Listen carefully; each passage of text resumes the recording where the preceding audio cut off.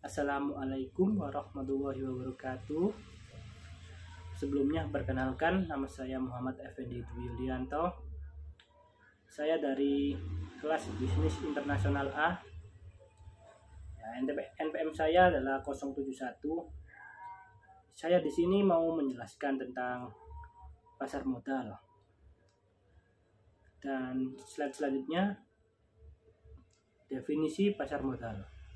Nah, yang pertama, menurut Undang-Undang Republik Indonesia Nomor 8 Tahun 1995, pasar modal adalah kegiatan yang bersangkutan dengan penawaran umum dan perdagangan efek perusahaan publik yang berkaitan dengan efek yang diterbitkannya, serta lembaga dan profesi yang berkaitan dengan efek. Ya, selanjutnya, menurut Indonesia Stock Exchange, pasar modal adalah sarana bertemunya perusahaan maupun institusi lain, misalnya pemerintah, yang membutuhkan dana dari masyarakat untuk pengembangan usaha, ekspansi, penambah modal kerja, dan lain-lain, dengan masyarakat yang hendak menginvestasikan dana mereka. Nah, slide selanjutnya menjelaskan tentang jenis pasar modal. Yang pertama, pasar primer, go public atau initial public offering, yang disingkat IPO. Yang kedua, pasar sekunder. Slide selanjutnya, Jakarta Automated Trading System. Ya, di sini pada awalnya transaksi pasar modal dilakukan secara manual. Selanjutnya, jumlah emiten yang meningkat, cara manual tidak efektif. Selanjutnya, JETS mulai diterapkan Mei 1995. Implementasi JETS diharapkan dapat menunjang volume transaksi efek yang semakin besar. Aliran informasi cepat dan transparan dapat diakses secara real time. Slide selanjutnya, ada beberapa manfaat dari pasar modal. Ya, yang pertama, sumber pembiayaan perusahaan. Yang kedua, sarana investasi bagi masyarakat. Yang ketiga, penyebar kepemilikan perusahaan. Yang keempat, transparansi jurnalisme. Slide selanjutnya kita akan menjelaskan produk pasar modal. Yang pertama, saham. Saham adalah bukti pemilikan seseorang atau badan atas usaha perusahaan sebagai klaim terhadap penghasilan dan kekayaan perusahaan tersebut. Selanjutnya ada obligasi. Obligasi sendiri itu adalah surat utang jangka menengah panjang yang dapat dipindahtangankan, yang berisi janji dari pihak yang menerbitkan untuk membayar imbalan berupa bunga pada periode tertentu dan melunasi pokok utang pada waktu yang telah ditentukan kepada pihak pembeli obligasi tersebut. Selanjutnya ada reksadana.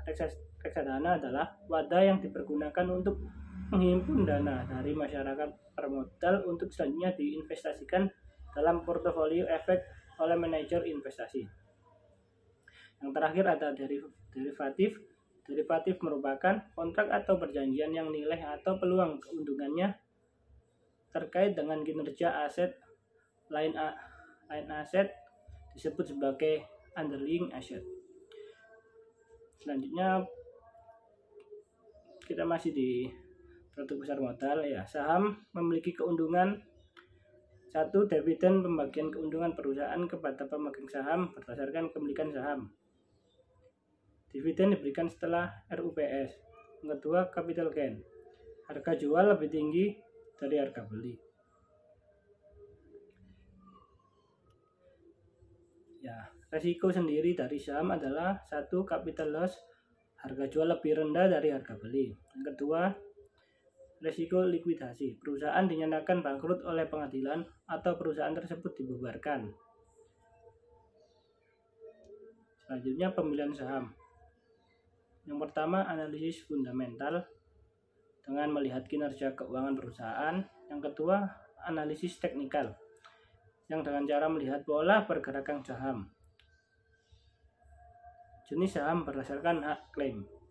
Yang pertama, saham biasa atau common stock yang berisi tentang hak klaim terakhir saat perusahaan likuidasi, hak suara proporsional dalam RUPS, mendapatkan dividen, hak memesan efek terlebih dahulu. Yang kedua, saham preferred atau preferred stock. Hak klaim diprioritaskan saat perusahaan likuidasi. Tidak memiliki hak suara dalam RUPS, dividen jumlah tetap setiap tahun, memiliki opsi konvensi ke saham biasa. Nah, selanjutnya tentang obligasi.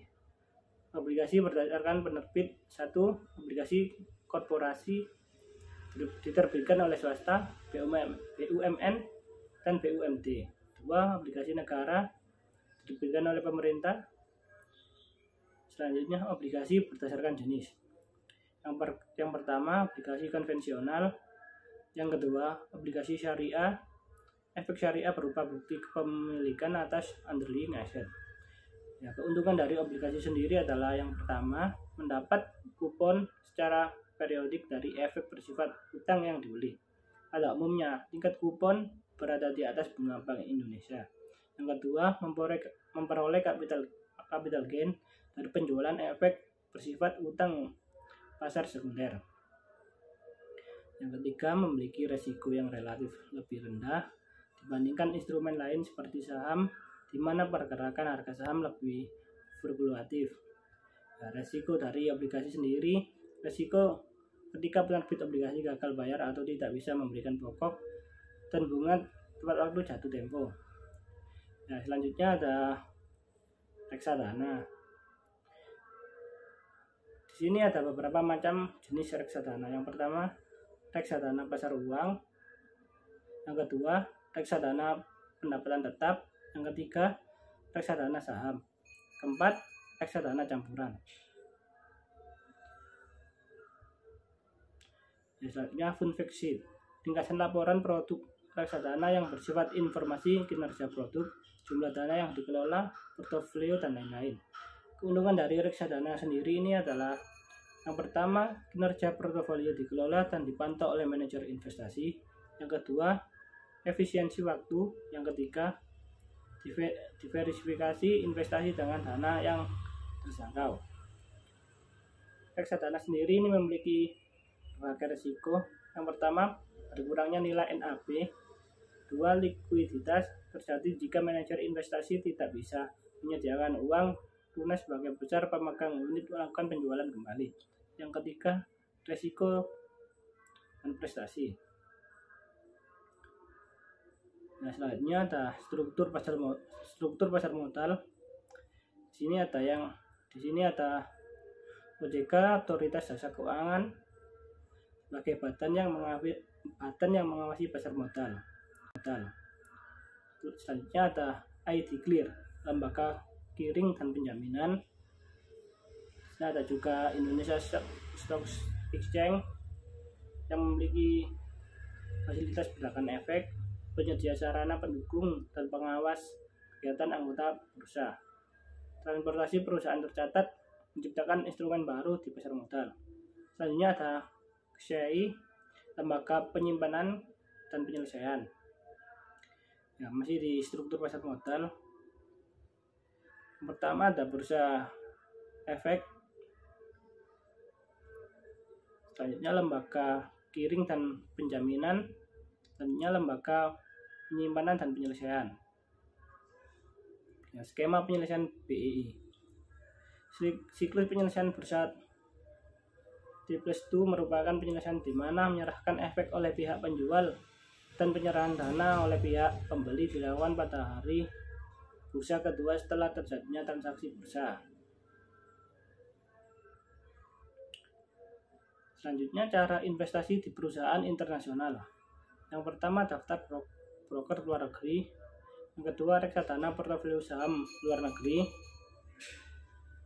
Ya, selanjutnya ada referensi yang saya sarankan untuk melakukan untuk mencari wawasan lebih luas lagi tentang pasar modal. Yang pertama ada dari Indonesia Stock Exchange, bisa mengunjungi website www.idx.co.id. Selanjutnya dari Undang-Undang Republik Indonesia Nomor 8 Tahun 1995. Selanjutnya ada IDClear, bisa mengunjungi di website dengan ketik www.idclear.co.id. Selanjutnya ada KCI, bisa mengunjungi website www.kci.co.id. Ya, untuk penjelasan saya tentang pasar modal cukup sampai sini. Bila mana ada salah kata atau kekurangan dalam